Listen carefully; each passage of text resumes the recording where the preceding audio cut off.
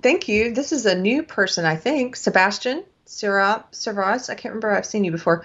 Thank you very much for the super chat. Says an anti-SJW friend told me that the SJW flawed argument of words causing damage, or I don't know that word, stochastic terrorism, is being used to oppose critical race theory and intersectionalism. What do you think of this objection? I oppose it on the basis of its call to violence.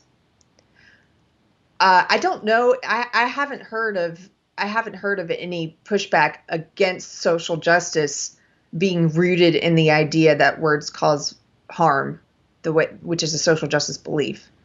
And if somebody were pushing that, saying I'm against social justice because words cause harm, I would say that's a very weak argument, and there are much stronger arguments to make.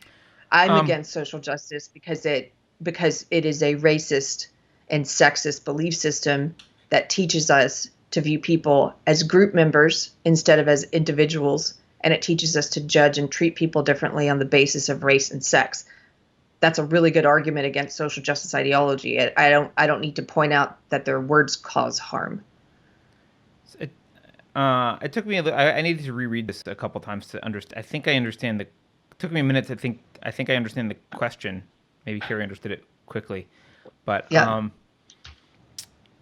The problem here is with the word harm, and actually the phrase "causing harm" is the problem. Words do cause harm in the sense that words have meaning, and meaning and ideas matter, and meaning inspires people to behavior, and behavior can be physically harmful. So the problem is harm is a term that's intentionally ambiguously defined. So, like, I will say all day, ideas matter. And they matter because at the end of the day, their implementation can kill hundreds of millions of people, as we saw with communism in the last century. So, ideas matter. Words do cause harm in that sense. When the social justice people say words cause harm, they mean it in a very direct sense. So this is an equivocation. It's the meaning is being used two different ways at two different times in order to make it sound like it's the same thing.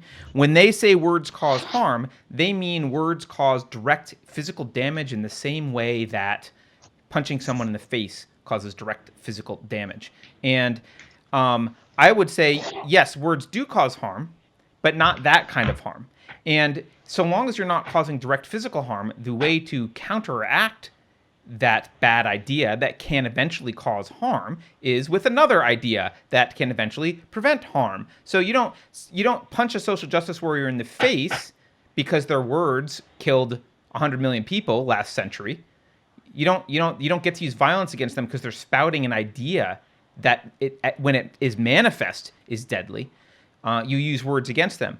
Likewise, because they don't like your words, they cannot claim, even if they truly believe that your words are fascist and will lead to Hitler, they cannot punch you in the face for spouting words that they believe, quote, cause harm. So the difference in that, you're looking at like one direction it's causing harm, and the other direction it's causing harm, and they're trying to say, that, hey, you can't have it both ways. And no one's trying to have it both ways unless they're lying about the meaning of the word, the phrase cause harm, and they're using it in one sense in one direction and another sense in the other direction.